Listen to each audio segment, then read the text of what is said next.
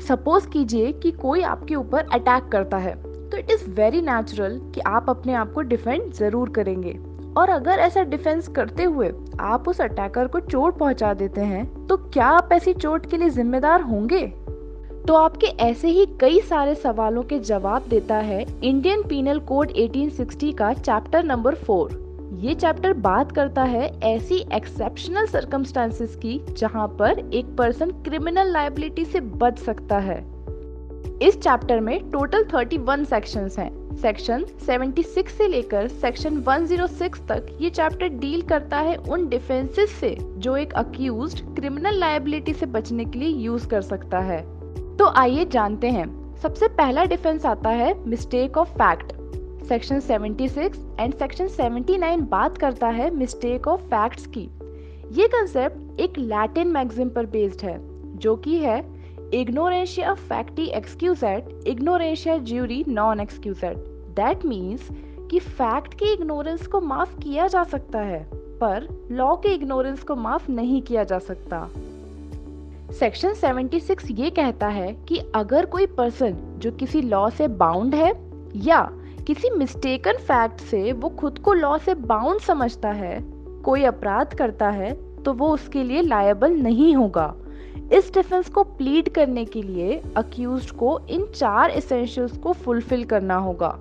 First is कि ऐसा act करते टाइम वो पर्सन किसी लॉ से बाउंड था। सेकंड कि वो खुद को बाय मिस्टेक लॉ से बाउंड समझता था। थर्ड इज मिस्टेक एक फैक्ट से रिलेटेड थी, ना कि एक लॉ से। एंड द फोर्थ इज उससे ये मिस्टेक गुड फेथ में हुई थी। फॉर एग्जाम्पल, चिरंगी वर्सेस स्टेट के केस में एक अक्यूज्ड ने एक मोमेंट ऑफ डिल्यूजन में अपने बेटे को जंगली जानवर समझते हुए उस पर कुल्हाड़ी से हमला कर दिया, ये सोचते हुए कि वो जस्टिफाइड है कि वो एक जंगली जानवर को मार रहा है। इस केस में कोर्ट ने ये डिसाइड किया कि अक्यूज्ड मिस्टेक ऑफ फैक्ट का डिफेंस ले सकता है और वो किसी भी ऑफेंस के लिए लायबल नहीं होगा। वहीं पर सेक्शन 79 ये कहता है कि अगर कोई भी पर्सन जो लॉ के द्वारा जस्टिफाइड है या वो किसी मिस्टेक ऑफ फैक्ट से खुद को लॉ के द्वारा जस्टिफाइड समझता है, अगर कोई अपराध करता है तो वो उसके लिए लायबल नहीं होगा। सेक्शन 79 के 4 एसेंशियल्स बहुत इंपॉर्टेंट हैं। फर्स्ट की एक्ट मिस्टेक ऑफ फैक्ट के कारण हुआ हो। सेकंड, मिस्टेक एक फैक्ट से रिलेटेड हो, ना कि एक लॉ से। थर्ड, मिस्टेक गुड फेथ में हुई हो। एंड द लास्ट इज कि एक्ट करने वाला पर्सन लॉ के द्वारा जस्टिफाइड था या बाय मिस्टेक उसने ये बिलीव किया कि वो एक ऐसा एक्ट करने के लिए लॉ के द्वारा जस्टिफाइड है। सेक्शन 76 और 79 के बीच में बहुत ही स्लाइड सा डिफरेंस है। जहां एक तरफ सेक्शन 76 में एक पर्सन खुद को लॉ से बाउंड समझता है, वहीं सेक्शन 79 में लॉ की कोई भी बाउंडेशन नहीं होती है, पर फिर भी वो पर्सन उस एक्ट को करते समय खुद को लॉ से जस्टिफाइड समझता है। फॉर एग्जाम्पल, रात के समय ए अपने घर में एंटर करता है और उसका सर्वेंट उसे चोर समझकर मार देता है, तो यहाँ पर सर्वेंट अपने मास्टर के घर को प्रोटेक्ट करने के लिए लॉ से बाउंड है।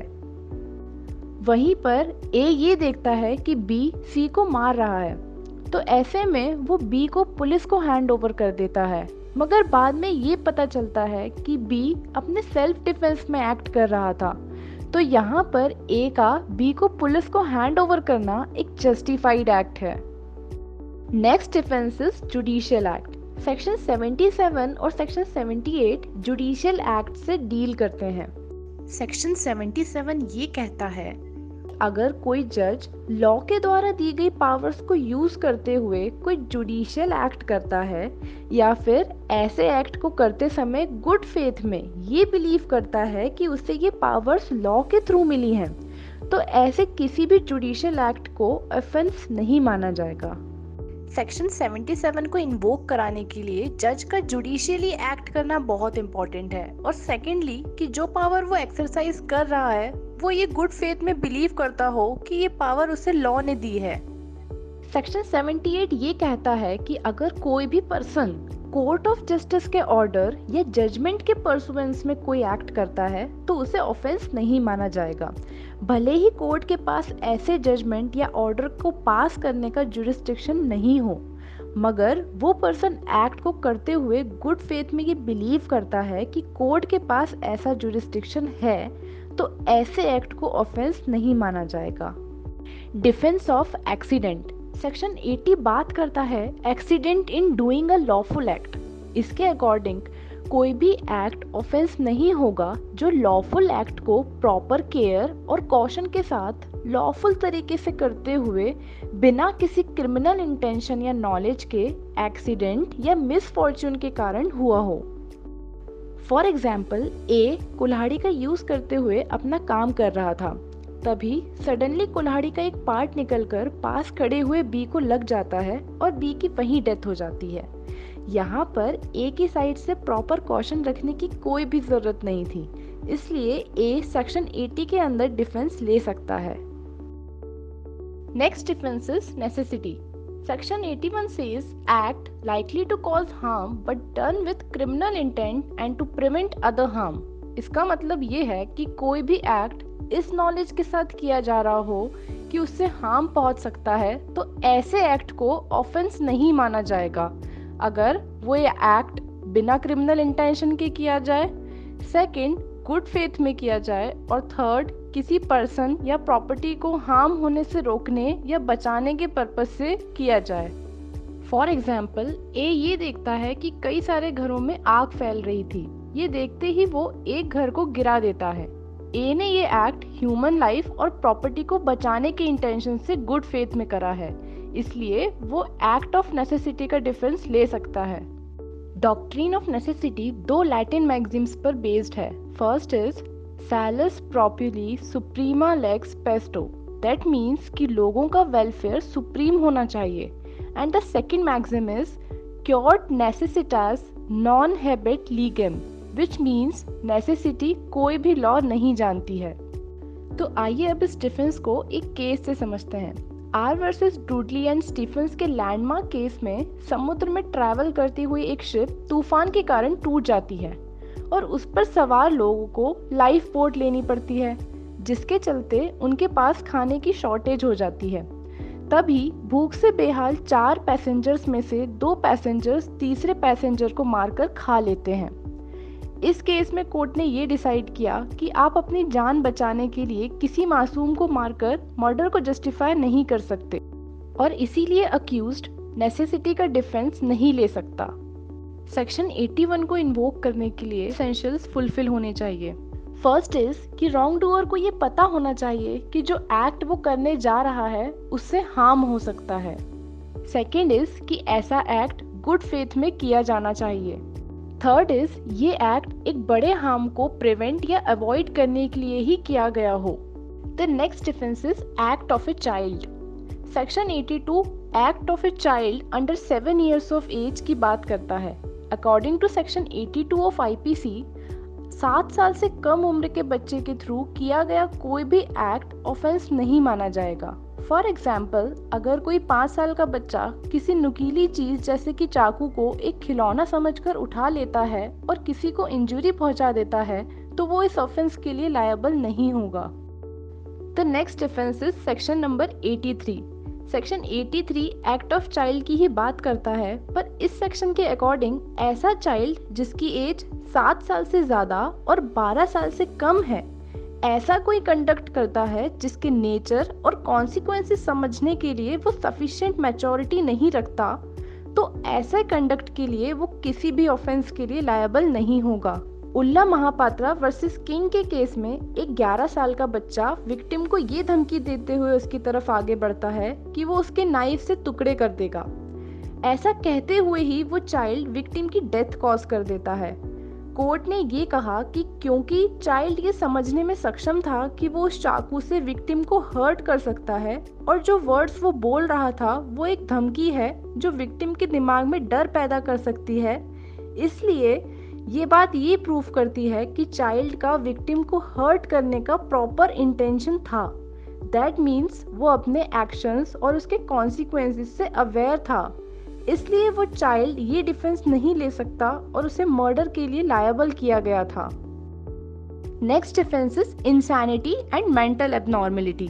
सेक्शन 84 ये कहता है कि ऐसा पर्सन ऐसा कोई एक्ट करता है जिसे करते टाइम अनसाउंडनेस ऑफ माइंड या मेंटल एबनॉर्मलिटी के कारण उस एक्ट का नेचर नहीं समझ सकता कि वो एक्ट गलत है या सही, तो ऐसा एक्ट के लिए वो किसी भी ऑफेंस के लिए लायबल नहीं होगा।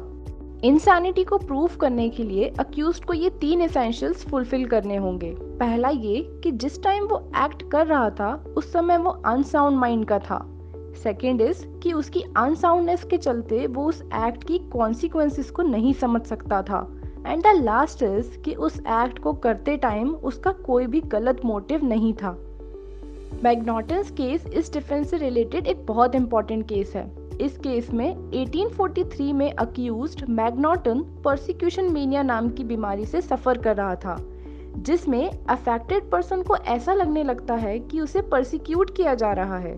इस डिजीज के चलते उसने ये सोचा कि जो भी डिफिकल्टीज वो फेस कर रहा है उसका कारण ब्रिटिश प्राइम मिनिस्टर रॉबर्ट पेल हैं, और इसीलिए मैकनॉटन ने प्राइम मिनिस्टर के बदले उनके प्राइवेट सेक्रेटरी मिस्टर ड्रुमंड पर अंडर मिस्टेक गोली चला दी। मैकनॉटन्स ने अपने डिफेंस में अपने एक्ट का कारण इंसैनिटी बताया और हाउस ऑफ लॉर्ड्स ने उसे एक्विटल दे दिया। इस डिसीजन के कारण पब्लिक ने हाउस ऑफ लॉर्ड्स के ऊपर बहुत प्रेशर डाला, जिसके चलते हाउस ऑफ लॉर्ड्स ने जजेस की एक स्पेशल कमेटी कंस्टिट्यूट करी, जिसने प्ली ऑफ इंसैनिटी से रिलेटेड रूल्स लेट डाउन करे, और इन्हीं रूल्स को हम मैकनॉटन्स रूल्स कहते हैं। The next defence is intoxication. Section 85 और 86 इंटॉक्सिकेशन के कारण लिए गए डिफेंस की बात करते हैं। जहां सेक्शन 85 इनवॉलेंट्री इंटॉक्सिकेशन की बात करता है, वहीं सेक्शन 86 वॉलेंट्री इंटॉक्सिकेशन की बात करता है। सेक्शन 85 के अकॉर्डिंग कोई भी पर्सन जो किसी भी एक्ट को करते समय इंटॉक्सिकेशन के कारण उस एक्ट के नेचर को नहीं समझ पाता है कि वो जो एक्ट कर रहा है वो या तो गलत है या कॉन्ट्रैरी टू लॉ है, और ऐसा इंटॉक्सिकेशन उसे उसकी नॉलेज के बिना या उसकी विल के अगेंस्ट एडमिनिस्टर किया गया हो, तो ऐसे एक्ट के लिए वो किसी भी ऑफेंस के लिए लायबल नहीं होगा। इस डिफेंस को प्लीड करने के लिए अक्यूज्ड को कुछ एसेंशियल्स फुलफिल करने होंगे। फर्स्ट इज कि वो पर्सन अपने किए गए एक्ट के नेचर को समझने में इनकैपेबल होना चाहिए।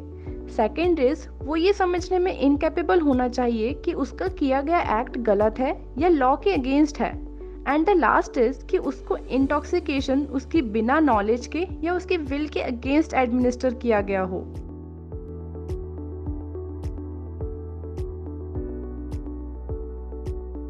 Hey guys, thank you for watching this video till now. If it was helpful to you, then do like and share this video. Also, don't forget to give your reviews in the comment section below. If you are new to our channel, then do subscribe and press the bell icon for more amazing legal updates. This is the Wisdom Maniac. We will catch you in the next video. Till then, bye bye.